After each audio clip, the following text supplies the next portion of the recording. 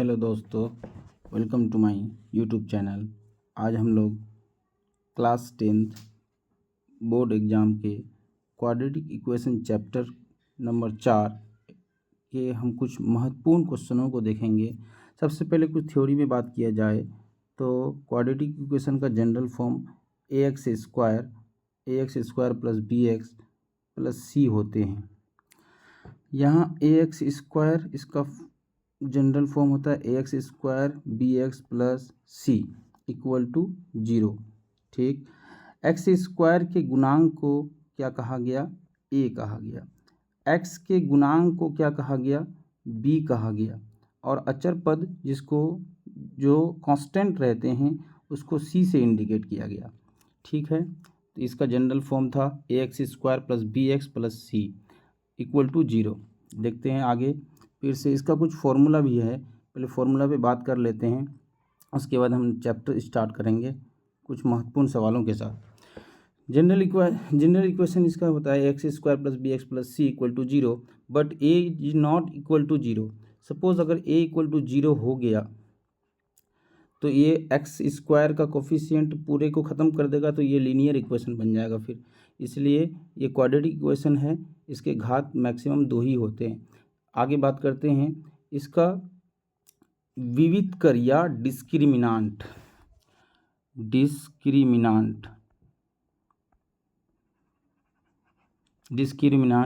D equal to होता है b square minus 4ac। B square minus 4ac का जो वैल्यू होता है उसका मान 0 से बड़ा होना चाहिए, तब इसके रियल सॉल्यूशन आते हैं। रियल सॉल्यूशन के लिए बी स्क्वायर माइनस 4ac का मान ग्रेटर देन 0 होना चाहिए, तो रियल सॉल्यूशन होता है। अब बी स्क्वायर माइनस 4ac का मान जो है अगर रियल है तो ऐसा भी हो सकता है बी स्क्वायर माइनस 4ac का मान इक्वल टू अगर 0 आए तो भी रियल सॉल्यूशन होता है। बट दोनों जो सॉल्यूशन होते हैं एक्स स्क्वायर के जब दोनों एक्स के जो दोनों वैल्यू होते हैं क्वाड्रेटिक इक्वेशन में, एक्स का जो दो वैल्यू होता है वो दोनों इक्वल होते हैं, वो दोनों सेम होते हैं। इसलिए आगे बात किया जाए 3 कंडीशन ऐसा होगा, एक नेगेटिव वैल्यू, एक पॉजिटिव वैल्यू सबसे पहले, उसके बाद एक जीरो वैल्यू, उसके बाद एक नेगेटिव वैल्यू होगा। तो पॉजिटिव जो होगा बी स्क्वायर माइनस 4ac का मान, तो उसके लिए क्या होंगे, वैल्यू तो आएंगे एक्स का, लेकिन दोनों पॉजिटिव में दोनों रियल आएंगे। उसके बाद 0, अगर बी स्क्वायर माइनस 4ac का मान अगर 0 आ जाए, ये वाला आ जाए, तो इसमें दोनों जो मान होंगे एक्स के वो दोनों इक्वल होंगे। ठीक, रियल सॉल्यूशन होगा, दोनों मान इक्वल होगा, एक्स का दोनों वैल्यू होगा वो दोनों इक्वल होंगे। तीसरा नंबर पे बात किया जाए बी स्क्वायर माइनस 4ac का जो मान होगा, बी स्क्वायर माइनस 4ac का मान अगर नेगेटिव आ जाए, मतलब माइनस आ जाए, तो उसके रियल सॉल्यूशन नहीं होंगे, इसके सॉल्यूशन इमेजिनरी में चले जाएंगे, जो कि हम लोग को आगे क्लास में पढ़ना है इमेजिनरी नंबर्स के बारे में। अगर एक कंडीशन, पहला कंडीशन क्या बना, बी स्क्वायर माइनस 4ac का मान अगर पॉजिटिव आ जाए तो इसके लिए एक्स से इक्वल टू होता है minus b plus minus root over under d मान लें इसको, या क्या मान लें, b square minus 4ac root under में रहने दें बाई 2a। ये याद रखना, ये द्विघात समीकरण का जनरल फॉर्मूला है x equal to minus b plus minus b square minus 4ac under root by 2a। ठीक है, अगला टॉपिक पे बात किया जाए, अगला लाइन पे बात किया जाए तो क्वाड्रेटिक इक्वेशन का ग्राफ अगर बनाया जाए तो कैसा ग्राफ बनता है, वो एक्स एक्सिस के ऊपर एक्स एक्सिस को छूता हुआ पैराबोला जैसा एक ग्राफ बनता है। इसका याद रखिएगा, यू टाइप का इसका पैराबोला बोलते हैं, इसको पैराबोलिक ग्राफ बनता है इसका ये क्वाड्रेटिक इक्वेशन का। चलते हैं कुछ महत्वपूर्ण सवालों के साथ आगे बढ़ते हैं। आज की क्लास का सबसे पहला क्वेश्चन है जो कि एग्ज़ाम की दृष्टि से बहुत इम्पोर्टेंट रहने वाले हैं। पहला क्वेश्चन है, यदि द्विघात समीकरण p x equal to 2x square plus 3x minus 4 equal to 0 के शून्यक अल्फ़ा तथा बीटा हों तो अल्फ़ा प्लस बीटा का मान क्या होगा। ये तीसरा चैप्टर का सवाल है, इसलिए यहाँ भी हम लोग बनाएंगे, छोड़ेंगे नहीं। अल्फ़ा प्लस बीटा, अगर दो वैल्यू है अल्फ़ा कोमा बीटा किसी बहुपद का या किसी क्वाड्रेटिक इक्वेशन का, तो इसके अल्फ़ा दोनों शून्यक का योग होता है minus b by a. Minus b हम बोले एक्स के कॉफिशिएंट को बी बोला जाता है और एक्स स्क्वायर के कॉफिशिएंट को, गुणांक को ए बोला जाता है। बी का मान क्या होगा 3, फॉर्मूला से माइनस है तो रह जाएगा माइनस में 3, यहाँ पर प्लस में है, इसलिए ध्यान रखिएगा इस बात सब बात का। अगर माइनस रहेगा यहाँ तो माइनस माइनस प्लस हो जाएगा, अगर वहाँ पर प्लस है यहाँ पर माइनस हो जाएगा। और एक्स स्क्वायर के कोफिशिएंट को ए बोला जाता है, ए के जगह में क्या है 2 है, इसलिए 2 को यहाँ रखेंगे। शून्यक का योगफल बराबर क्या निकला मेरा -3/2, जो कि ऑप्शन नंबर डी में मौजूद है। इसलिए पहला नंबर क्वेश्चन का आंसर ऑप्शन नंबर डी रहने वाला है। बढ़ते हैं अगला question, question number 2। Question number 2 क्या है, यदि अल्फा तथा बीटा द्विघात समीकरण x square plus x minus 2 equal to 0 के मूल हों तो 1/अल्फ़ा प्लस 1/बीटा का मान क्या होगा। पिछले क्लास में हम पढ़ चुके थे 1/अल्फ़ा प्लस 1/बीटा इक्वल टू क्या होगा, अगर एलसीएम लेकर के हम बटे का जोड़ करें इसको तो एलसीएम क्या आ जाएगा 1/अल्फ़ा इंटू बीटा एलसीएम आएगा, और यहाँ पर आने वाला है मेरा बीटा और यहाँ पर मेरा आने वाला है अल्फ़ा। ठीक, इक्वल टू क्या हो जाएगा शून्यक का योगफल बटे शून्यक का गुणनफल। शून्यक का योगफल क्या आएगा माइनस बी बाई ए। ठीक, शून्य का गुणनफल क्या होता है सी बाई ए कैंसिल हो जाएगा। निष्कर्ष में मेरा क्या निकलेगा minus b by c. Minus b का मान क्या है, माइनस बी का मान मेरा बी का मान तो 1 है, तो फॉर्मूला से माइनस है, इसलिए -1/, ए के जगह में क्या है सी के जगह में क्या है -2, तो माइनस माइनस कैंसिल हो जाएगा। इसका वैल्यू क्या आएगा 1/2, प्लस में 1/2 होगा, जो कि ऑप्शन नंबर ए में मौजूद है। चलते हैं क्वेश्चन नंबर अगला, क्वेश्चन नंबर 3। किसी द्विघात समीकरण के विवेचक का मान 0 से बड़ा होने पर दोनों मूल होंगे। 0 से बड़ा मतलब विवेचक इक्वल टू इसी को कहा जाता है डी, या इस शॉर्ट में डी लिखा जाता है, लेकिन एक्चुअल में पूरा नाम होता है डिस्क्रिमिनांट। डिस्क्रिमिनांट इक्वल टू क्या होता है b² minus 4ac।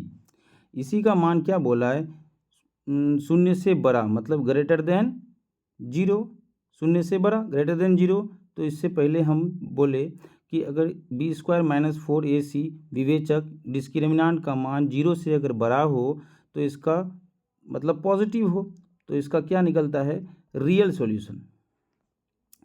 Real solution निकलता है। रियल सॉल्यूशन दोनों रियल में क्या होंगे अलग अलग होंगे, लेकिन रियल सॉल्यूशन निकलेगा तो क्या होंगे रियल मतलब वास्तविक, वास्तविक और भिन्न, वास्तविक और समान ये तो नहीं होने वाला, 0 होना चाहिए इसके लिए। अवास्तविक और समान ये तो गलत बात है, अवास्तविक और भिन्न ये भी गलत बात है। वास्तविक निकलेगा लेकिन दोनों मान क्या होंगे अलग अलग होंगे। ऑप्शन नंबर ए सही आंसर होने वाला है इसका। चलते हैं अगला क्वेश्चन, क्वेश्चन नंबर 3। द्विघात समीकरण 3x² minus 2x plus 2x plus 1/3 equal to 0 के विवेचक का मान होगा। द्विघात समीकरण 3x² minus 2x plus 1/3 equal to क्या है 0, मतलब a के जगह में क्या है मेरा 3, b के जगह में क्या है मेरा -2 और c के जगह में क्या है मेरा c के जगह में है c इक्वल टू है 1/3। तो विवेचक मतलब b² माइनस 4ac, तो b का मान क्या है 2, तो -2 का स्क्वायर -4 इंटू ए का मान क्या है, ए का मान है मेरा 3 और बी का मान क्या है 4, सी का मान क्या है 1/3। ये 3 कैंसिल होने वाला है। ठीक, तो -2 इंटू -2 का स्क्वायर इक्वल टू 4। ठीक, तो 4 यहाँ से क्या बच रहा है मेरा 4, तो 4 माइनस 4 इक्वल टू क्या 0। तो इसका मान विवेचक का मान क्या आया 0। तो मतलब रियल सॉल्यूशन तो होगा, सॉरी ये 4 नंबर क्वेश्चन का सिर्फ विवेचक ही मांगा है ना, इसीलिए इसका विवेचक क्या होगा 0 होगा। इसका right answer option number A होने वाला है। राइट ऑप्शन नंबर ए होने वाला है। चलते हैं अगला क्वेश्चन, क्वेश्चन नंबर 5। निम्नलिखित में से द्विघात समीकरण हैं। निम्नलिखित में से द्विघात समीकरण हैं। द्विघात समीकरण के लिए ऐसा फॉर्म चाहिए ax square plus bx plus c equal to 0।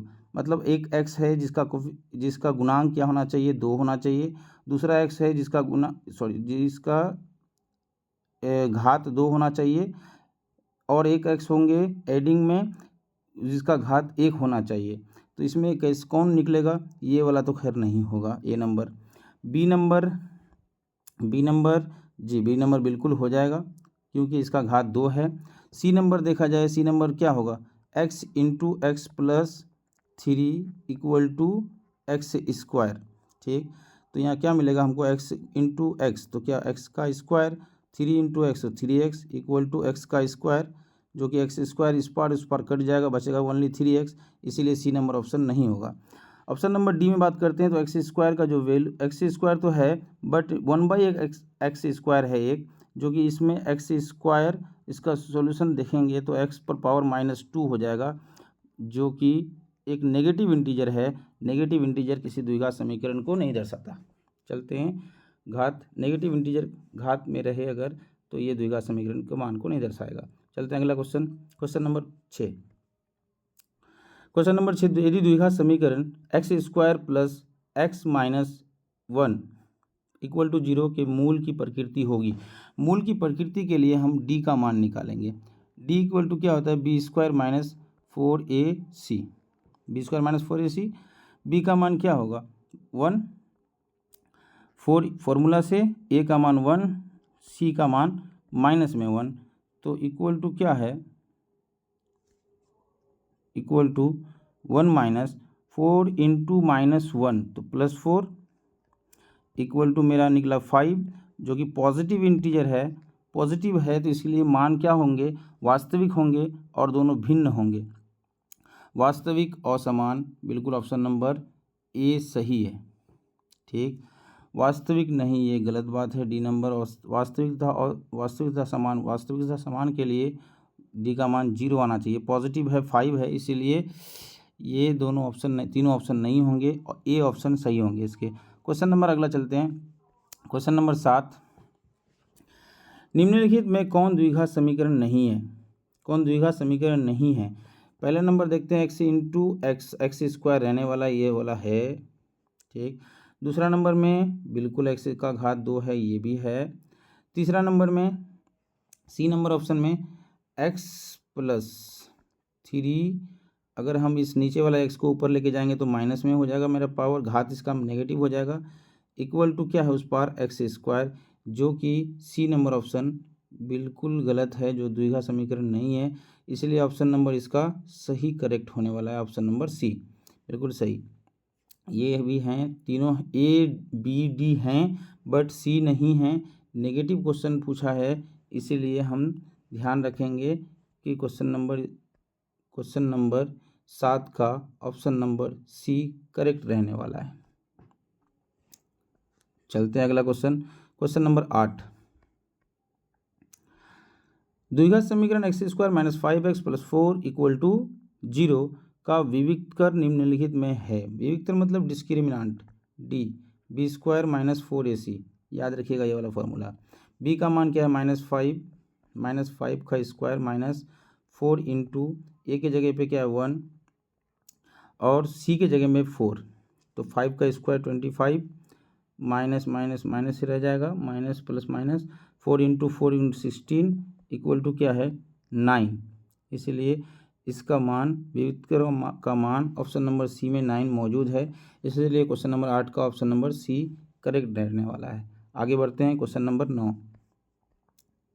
Question number 9, निम्नलिखित में से 4 - 1/2 एक्स स्क्वायर के शून्यक हैं। ठीक है, 4 माइनस 1/2 एक्स स्क्वायर के शून्यक हैं, शून्यक निकालने के लिए बराबर 0 कर देंगे। ठीक, एक्स स्क्वायर को इस पार रहने देते हैं और 4 को लेके चल जाते हैं हम उस पार।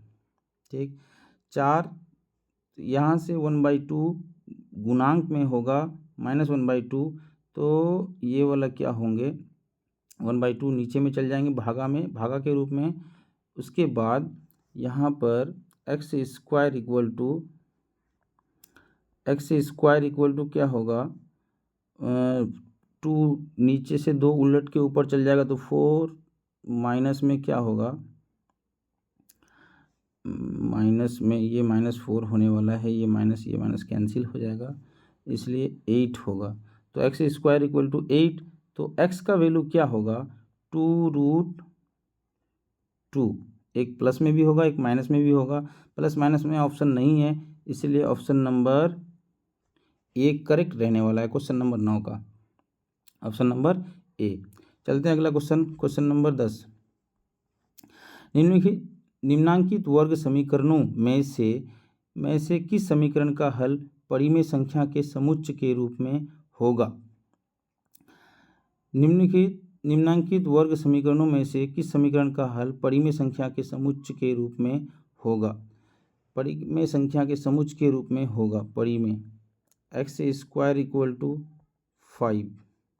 तो इसका एक्स का जो मान निकालेंगे हमको एक मिलेगा प्लस में एक मिलेगा माइनस में √5, जो कि ये और परिमेय संख्या के रूप में है। तो यहाँ क्वेश्चन पूछा है हल परिमेय संख्या के रूप में है, ये वाला भी अपरिमेय के रूप में होगा, √7 आएगा नीचे में, इसलिए नहीं होगा। ऑप्शन नंबर मेरे हिसाब से डी सही होना चाहिए। देखते हैं x plus 1 into x minus 1, तो क्या मिलेगा हमको एक्स स्क्वायर -1 इक्वल टू 0। तो एक्स इक्वल टू क्या होगा उस पर जाएगा +1, एक्स स्क्वायर बराबर +1, तो एक्स इक्वल टू क्या होने वाला है +1 -1।